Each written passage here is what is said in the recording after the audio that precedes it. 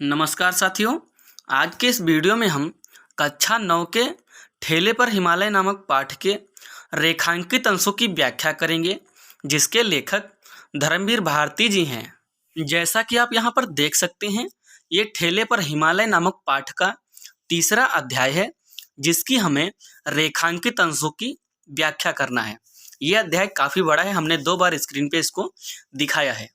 आपकी जानकारी के लिए बता दें कि ये जो तीसरा अध्याय है, इसके हर एक लाइन के नीचे ठीक इसी तरह से रेखाएं खींची रहेंगी। हमने सभी लाइनों के नीचे रेखाएं नहीं खींची हैं, लेकिन जब आपको वहाँ पर प्रश्न पत्र मिलेगा तो वहाँ पर हर एक लाइन के नीचे रेखा खींची रहेगी, और जितनी लाइनों के नीचे रेखाएं खींची रहेंगी, आपको उन्हीं लाइनों की रेखांकित अंशों की संदर्भ सहित हिंदी व्याख्या करना है। आपकी जानकारी के लिए बता दें कि ये जो तीसरा अध्याय है, इसके हर एक लाइन के नीचे रेखाएं खींची रहेंगी, और ठीक इस अध्याय के नीचे आपसे इसी पैराग्राफ से 1, 2, 3 करके या आवासा करके 3 प्रश्न इसी अध्याय से पूछे जाएंगे।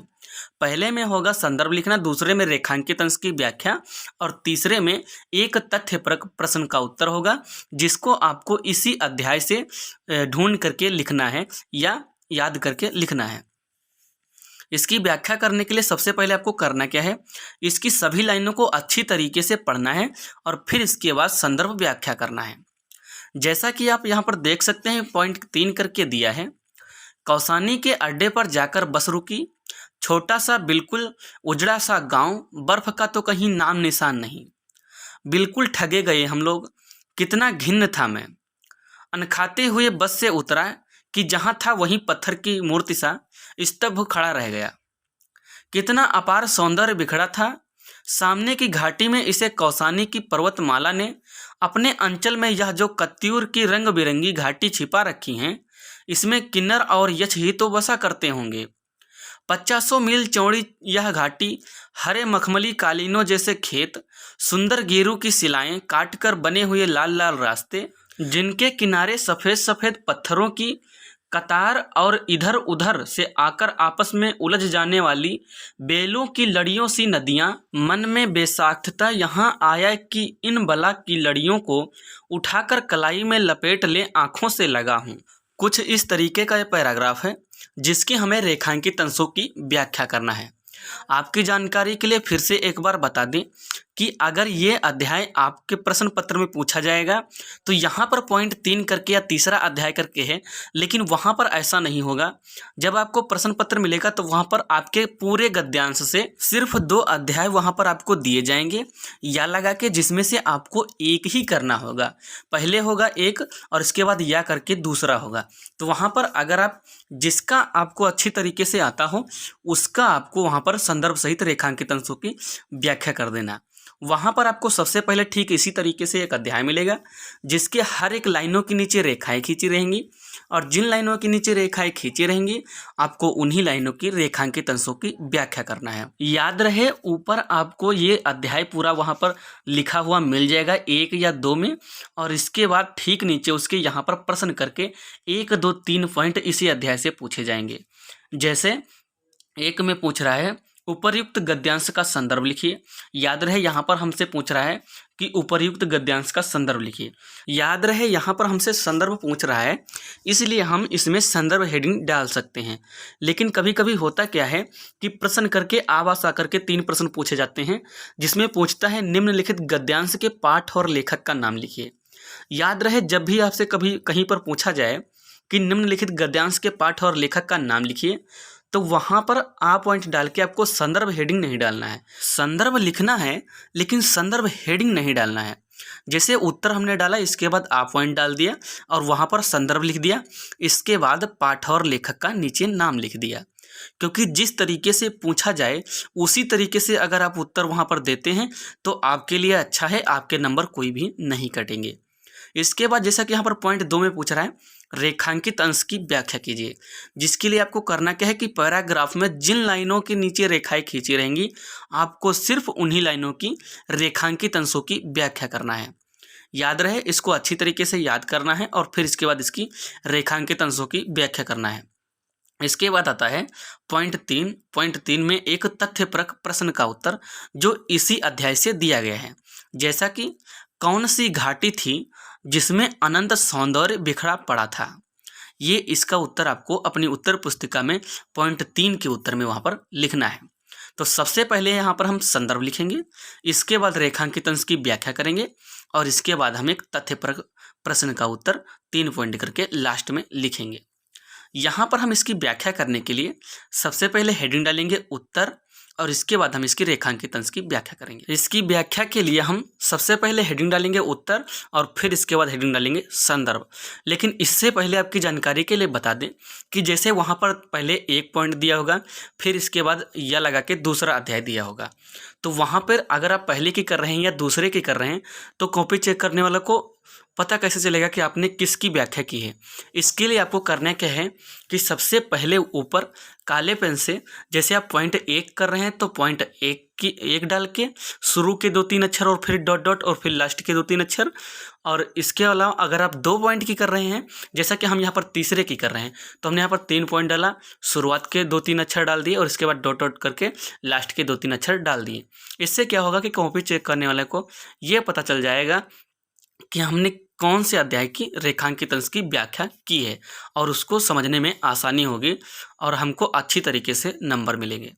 इसलिए सबसे पहले आपको, अगर आप दूसरे और पहले जो भी पॉइंट की करें, आप वहाँ पर पॉइंट डाल के पहले के 2-3 अक्षर और फिर इसके बाद लास्ट के 2-3 अक्षर लिख दें। इसके बाद आप अपनी रेखांकित अंश की संदर्भ सहित व्याख्या करना स्टार्ट कीजिए। आपकी जानकारी के लिए बता दें कि ये जो उत्तर हेडिंग हमने डाला है, इसको आपको शुरुआत में ही सबसे पहले नीले पेन से उत्तर हेडिंग डालना है। इसके बाद आप पहले या दूसरे का जिसका भी आपको रेखांकित अंश की व्याख्या करना है, उसके शुरुआत के जैसे पॉइंट 3 का हमने किया है तो पॉइंट 3 हमने डाला है, इसलिए आप वहाँ पर जैसे 1 या 2 जिसका करना है, जैसे कि वहाँ पर 2 पॉइंट डाला, इसके बाद शुरुआत के 2-3 अक्षर लिख दिए, इसके बाद लास्ट के 2-3 अक्षर लिख दिए और इसके बाद आपको पॉइंट 1 करके संदर्भ हेडिंग डालना है और फिर इसके बाद यहाँ पर हमको लिखना स्टार्ट करना है। जैसा कि यहाँ पर हमने पॉइंट 1 डाला, फिर इसके बाद संदर्भ हेडिंग डाला और संदर्भ आपको हम 2 तरीके से लिखने के लिए बताएंगे, जो आपको आसान लगे उस तरीके से आप वहाँ पर लिखना। जैसा कि आप यहाँ पर देख सकते हैं कि संदर्भ में दिया है, प्रस्तुत गद्यावतरण डॉक्टर धर्मवीर भारती द्वारा रचित ठेले पर हिमालय नामक यात्रा वृत्तांत से उद्धृत है। यह यात्रा वृत्तांत हमारी पाठ्यपुस्तक हिंदी गद्य में संकलित है। ये हो गया हमारा पहला तरीका संदर्भ लिखने का। इसके बाद आसान तरीका है कि प्रस्तुत गद्यांश हमारी पाठ्यपुस्तक हिंदी के गद्य खंड में संकलित तथा ठेले पर हिमालय नामक पाठ से लिया गया है। इसके लेखक डॉक्टर धर्मवीर भारती जी हैं।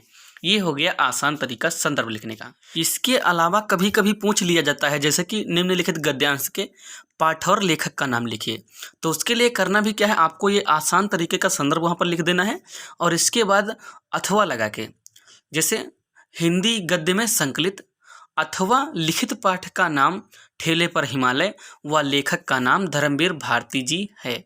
ये हो गया हमारा पाठ और लेखक का नाम। तो इस तरीके से आपको वहाँ पर दोनों तरीके से लिख देना है। अगर आप संदर्भ पूछेगा तो भी लिखना है इस तरीके से, अगर वहाँ पर पाठ और लेखक का नाम लिखना है तो वहाँ पर अथवा लगा के पाठ और लेखक का नाम भी लिख देना है।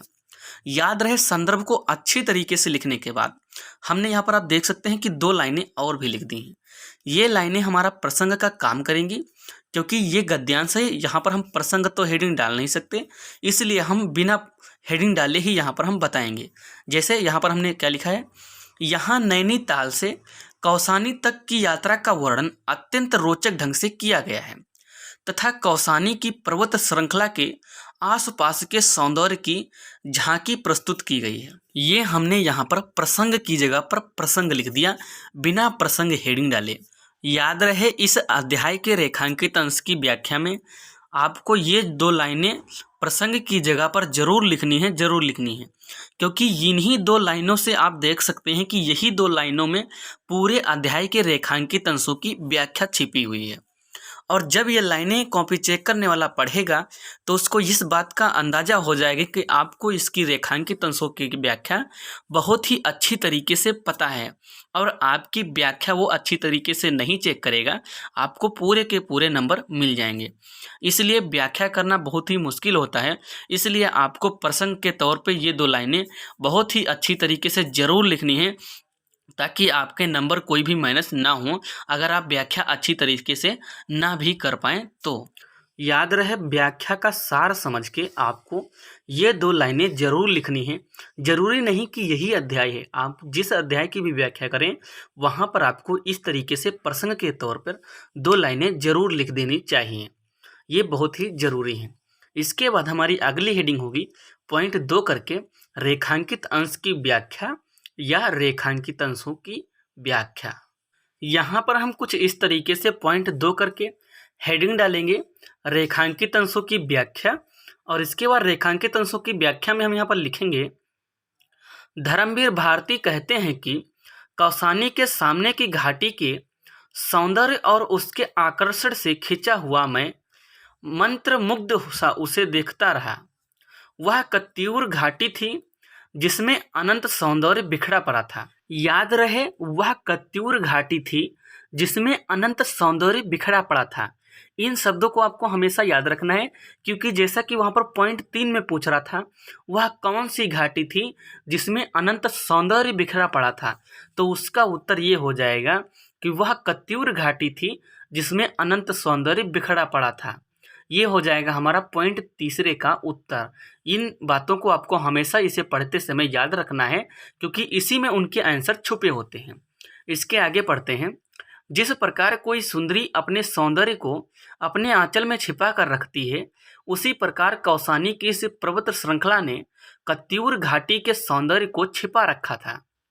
कत्यूर घाटी के सौंदर्य में जो आकर्षण है, उससे आकर्षित होकर निश्चित ही प्रेम, सौंदर्य तथा संगीत के उपासक यक्ष और किन्नर यहाँ आते रहते होंगे। तात्पर्य यह है कि इस कत्यूर घाटी के सौंदर्य से आकर्षित होकर देवता भी यहाँ आने के लिए उत्सुक रहे होंगे। यह घाटी लगभग 50 मील चौड़ी है।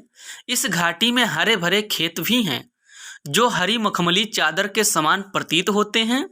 यहाँ गेरू की लाल लाल सिलाएं काटकर रास्ते बनाए गए हैं जो लाल रंग के हैं और अत्यंत आकर्षक लगते हैं। इन लाल लाल रास्तों के किनारे सफ़ेद पर्वत खड़े हैं जो ऐसे लगते हैं मानो सफ़ेद रंग की कोई रेखा खींच दी गई हो। उलझी हुई बेलों की लड़ियों के समान नदियाँ वहाँ गथी हुई प्रतीत होती हैं।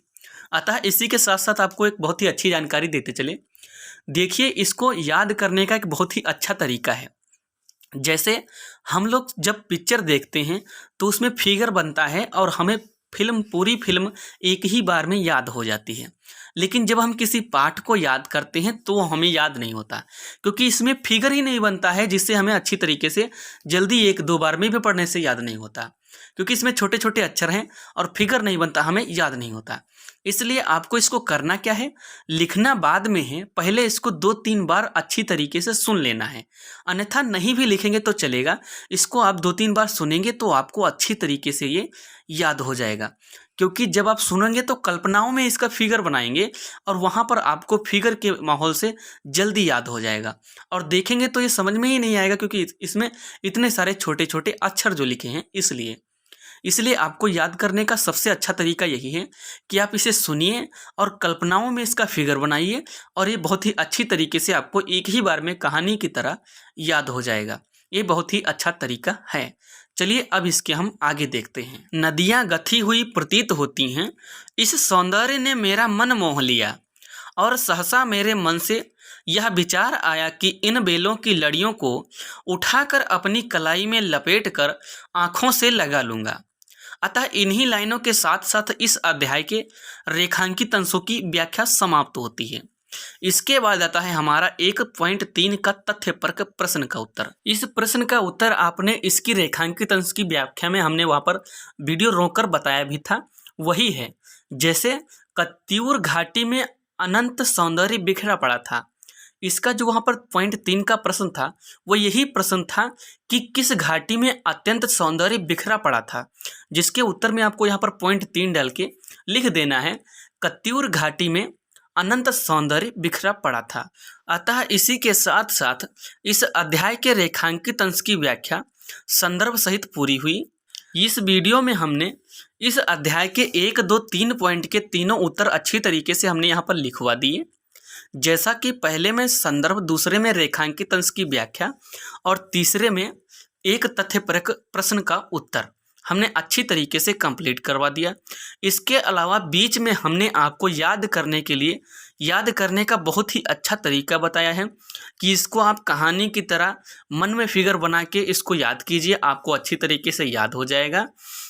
और अगर आप इसको देख देख के याद करने की कोशिश करेंगे तो जल्दी नहीं होगा, क्योंकि इसमें कोई आपका फिगर नहीं बनता है। अगर आप कहानी की तरह इसको सुन के याद करेंगे तो वहाँ पर आप अपने मन में कल्पनाओं का फिगर बना के इसको याद कर सकते हैं। अतः इसी के साथ साथ उम्मीद करता हूँ ये वीडियो आपको अच्छी तरीके से समझ में आया होगा। इस अध्याय के रेखांकित अंश की व्याख्या आपको अच्छी तरीके से याद हो जाएगी। तो बस आज के लिए इतना ही, मिलते हैं अगले वीडियो में। तब तक के लिए बाय बाय। सब्सक्राइब, लाइक और शेयर।